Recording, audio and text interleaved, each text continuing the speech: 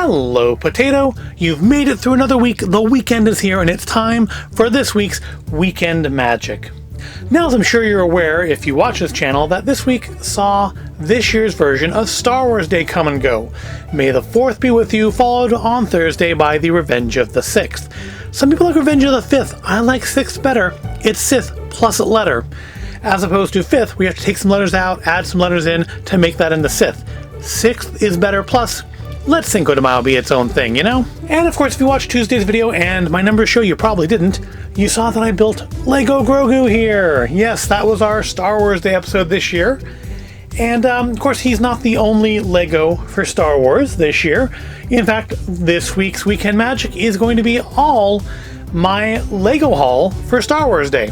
And yeah, it's bigger than will actually fit on the camera. I mean, I could move the camera back farther, but then I couldn't reach anything, and that would be problematic in its own way.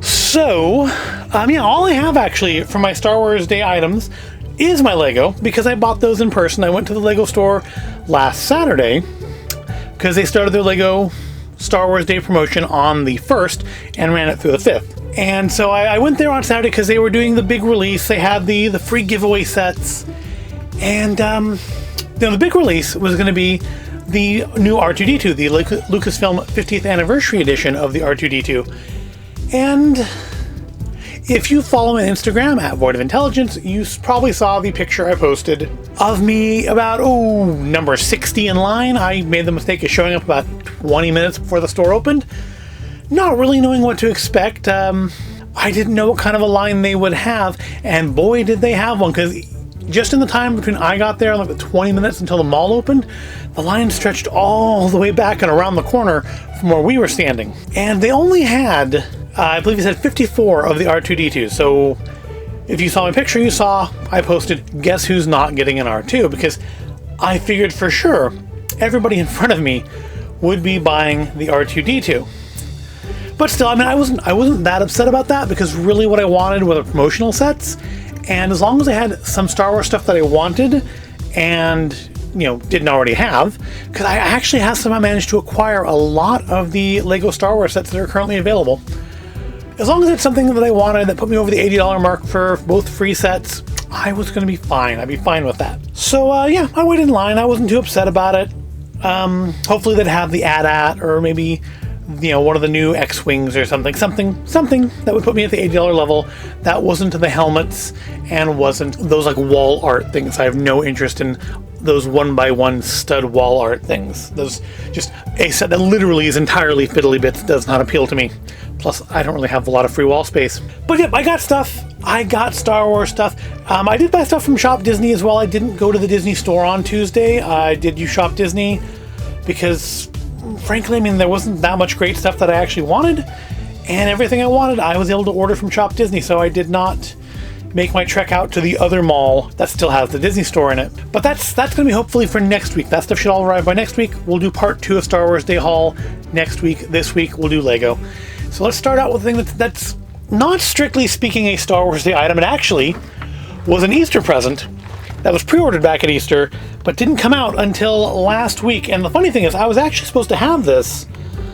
Oh no, it came out on like the 27th or 28th. Came out a couple weeks ago now. And I was supposed to have it on like the 27th or the 28th. And then it got delayed to the 1st. And then the 2nd came. And then finally on the 3rd, it said it would be delivered on the 3rd, and that is actually when it showed up. And kind of one of the reasons I don't usually pre-order stuff from Lego is because I saw this both in Target and at the Lego store before I actually received mine. So, and like the same thing happened with the Razor Crest last year.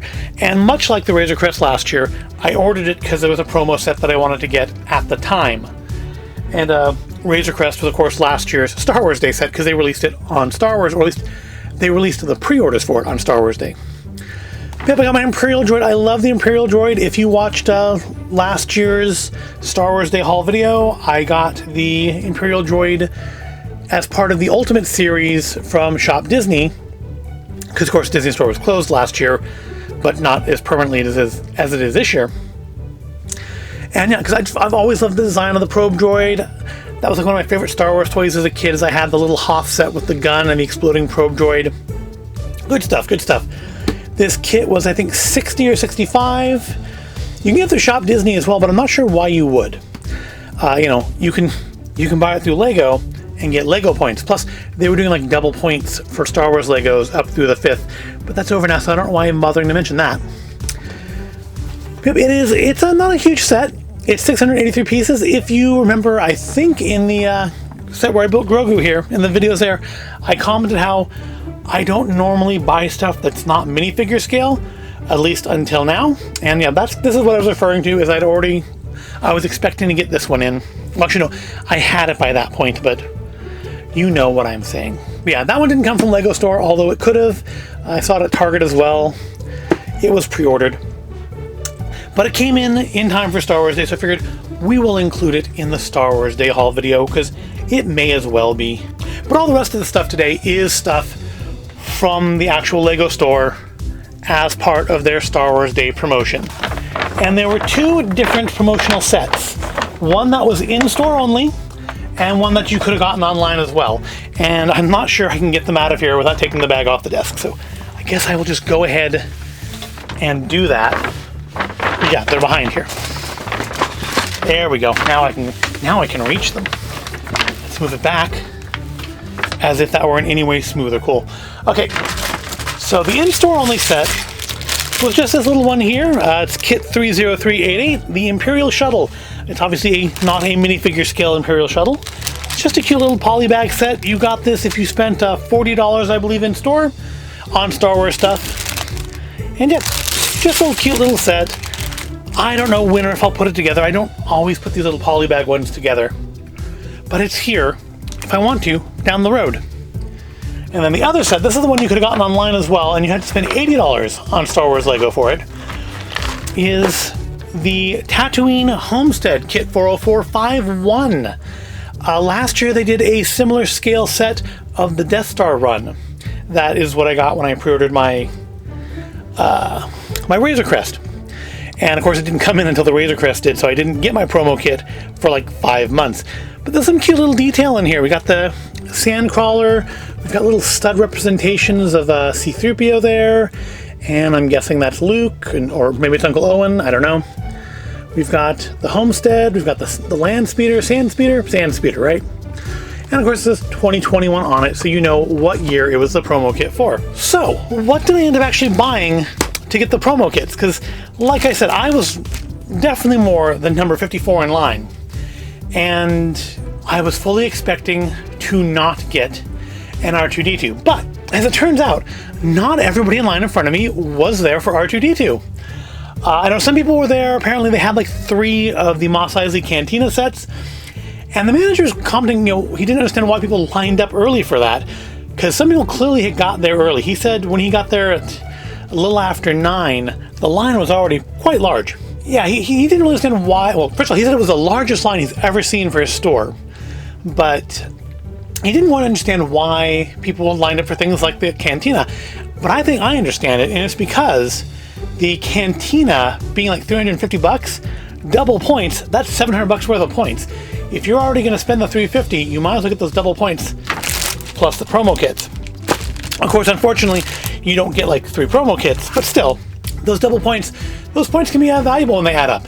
Plus, they occasionally have like cool promo items you can use points for online, never in store, but online.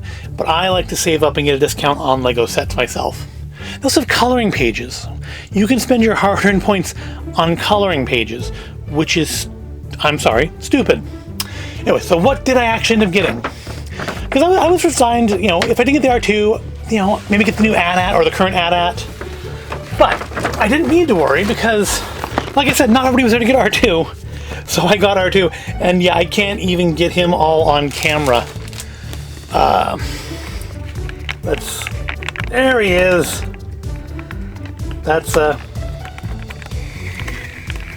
There we go. That's the boy, R2-D2. Pan down a little bit. He is Kit 75308. He is 2,000 314 pieces. He's quite a large lad, although I want to say put together in the window, he's not nearly as big as this box would make you think he is. To be fair, I have the same thing with Grogu. He's actually quite a bit smaller than his box. And that's not a bad thing, because I mean, a version of him that's maybe, 6 inches taller would be a lot harder to find a place for than this one's going to be. And same thing here. He probably is about the height he's pictured on the box. Keep in mind on the box, he does not go all the way down to the bottom. But that is actually probably a pretty good representation of how big he actually is once you have him put together. And yeah, he's kind of a re-release. They have made some improvements on him from last time. I guess the last version didn't have the lightsaber here that pops out. So that's a neat addition. And of course, this is part of the Lucasfilm 50th anniversary. Sorry about the glare. My light's just, not used to having things this big in the video. Yep, you've got the 50th anniversary block to go under him this time. He's going to have one of those little placards like the Ultimate Collector series do. And we have little pictures of him in, I think, all 3 trilogies. Because, of course, we have him Episode 1 here, Episode 4 there, and I think that's from the 3rd trilogy. It's such a generic shot, it could be from the 2nd one, though. I really don't, from the original trilogy, I don't know. Yeah, so obviously we have some Star Wars Lego in our future, because at the very least, the Probe Droid and R2 here are going to get built at some point. Let's flip him back around. But yeah, that's what I got for you this week. My Lego Star Wars Day haul that I cannot possibly get all on camera. I guess we can kind of pivot down. And of course, yeah, Grogu's not part of the haul, but he can be there anyways. This is a fantastic shot to hold on while we go through, of course, the last bit of the video, which is what got me through this week. And staying in our Star Wars theme, oops, close your mouth a little bit, there we go. Staying with our Star Wars theme, what got me through the week this week is the new Disney Plus series, Star Wars The Bad Batch. Clone Force 99 is back.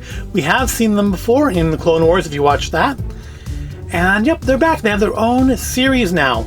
I saw an article online, I think it was from Engadget, complaining about Star Wars and Marvel having all their stuff on Disney Plus and all these interconnected things.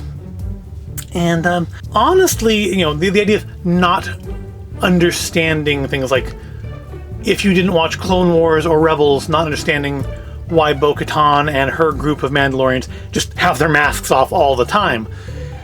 And I think that honestly, it's not that important. It really isn't. You didn't need to go into Mandalorian and see Din Djarin confused by Bo-Katan and her group taking their helmets off just willy-nilly.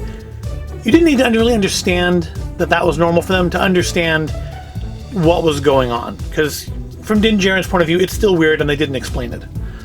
So, I mean, it's not necessary, and I think the same thing can be said for Bad Batch. If you realize these characters were in Clone Wars a couple times, if you know who certain characters are, who do get referenced, like, say, Captain Rex, that's helpful, but it's not super important. I think you can enjoy Bad Batch even if you've just seen the movies. Basically, the show picks up right around the end of Episode 3 with the issuing of Order 66. So, of course, I'm going to spoil Star Wars Episode 3 if you've never seen it for some reason. The clones now are turning on the Jedi, and the Bad Batch, being kind of defective clones, they are immune to Order 66. And as such, don't turn on the Jedi and don't particularly kind of like where things are going.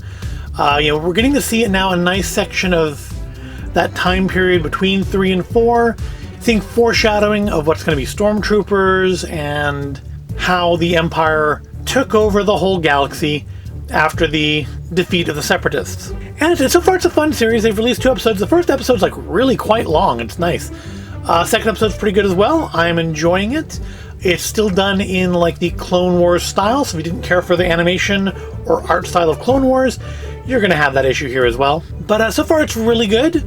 We have D. Bradley Baker playing literally all the clones, and quite good because he still manages to give them all a sense of individuality and personality that doesn't necessarily sound like they're all him, just slightly pitching his voice differently. As far as complaints about the show, I have two very small criticisms.